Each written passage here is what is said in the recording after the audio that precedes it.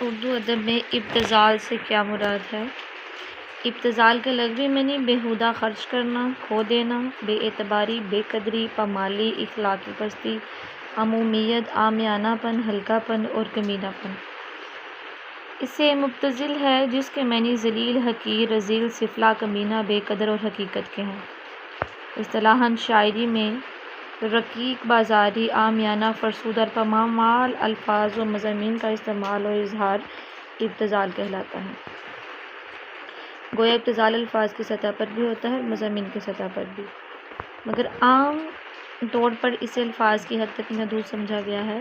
یوں تو ابتذال کی مثالیں دوسرے شاعروں کے ہاں بھی مل جاتی ہیں، لیکن شبلی نعمانی کے بقول ابتذال کے صاف اور بین مثال نظیر اکبر آبادی کا کلام ہے۔